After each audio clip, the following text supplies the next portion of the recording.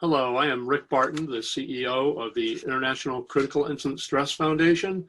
And today I want to chat with you a little bit about leadership styles.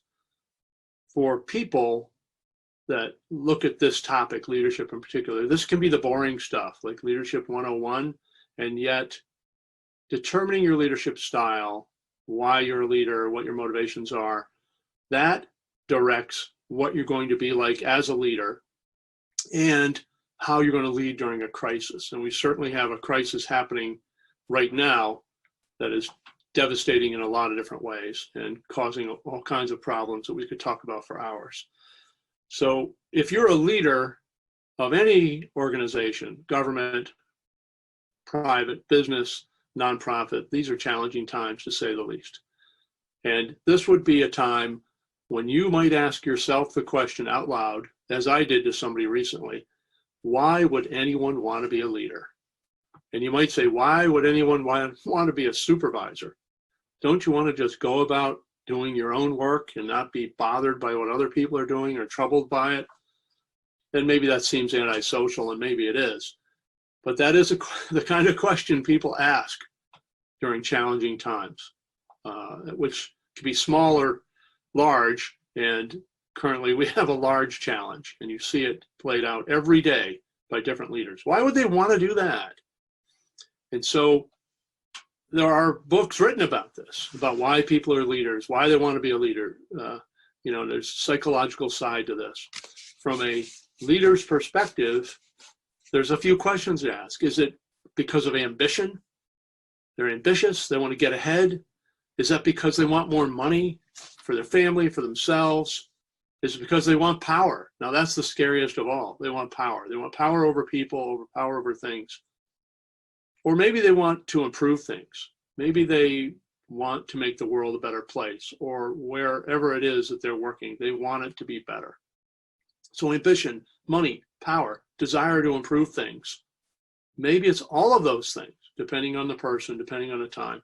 And then sometimes it's because you don't want to work for a bad leader. I know personally I was in a position where I was an assistant park manager, and the manager left to go to a different place to work. He was a terrific guy to work for, a great mentor. We all liked him. And now we're faced with, there's going to be a replacement, a new person coming. I worked for him for 3 years, and he's moving on. Actually, it's 5 years. He's moving on. So people asked me if I was going for the job, and I really didn't want it. I liked the job I had, but I went for the job because I didn't want to work for somebody else. I'd been spoiled by him. So my reason to become a leader, yeah, there was a pay raise. Sure, it helped me in my career. I didn't care about the power. I really didn't. And I knew I could make things work well there, but I didn't want to work for some jackass. And the other people who applied for the job were all in-house within our agency. They're good people. I liked them, but I didn't think they really could run that operation. So I went for the job and I got it. That happened to me a couple more times in my career before I ended up becoming the head of the department. And even then, I didn't really want that job. I did it because I didn't want to work for somebody else. So when you answer those questions, why do you want the job? Why did you take the job? That will determine in large part your leadership style. Someone who wanted that job because they want the power and they're ambitious, they're likely to lead with power, lead with intimidation. And that really can work for a while. If you are the kind of leader who you do it my way or the highway, people can be afraid, they'll do what you say, that will break down eventually. And leaders like that generally don't last a long time. Now, there are exceptions to that. J. Edgar Hoover at the FBI was there a long time. And people would say he was an intimidating leader. But he had so much power, no one was getting in his way. But if you want to be an effective leader and you don't have that kind of cloud over people, leading with that kind of power is not the right way to do it.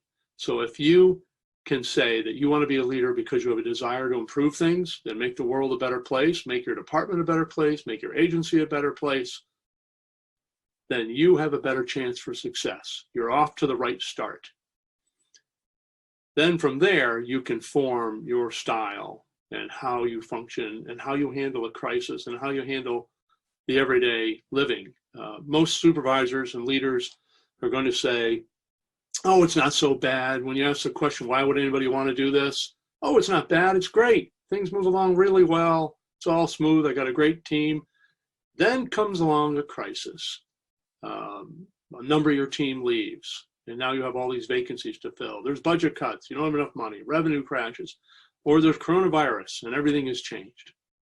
An incident like this just changes the entire world. That's when you might sit back and say, why would anyone want to be a leader? Well, this is the time, if your desire to be a leader was to improve things and make a difference, and even if it's based on ambition, this is the best time to be a leader. It is, because this is when your place where you work can be at its best and the people can be at its best. And even if the outcome isn't terrific, this is the time to be a leader. So with that, I'll close. And again, I'm Rick Barton, and thank you for watching CISM Perspectives.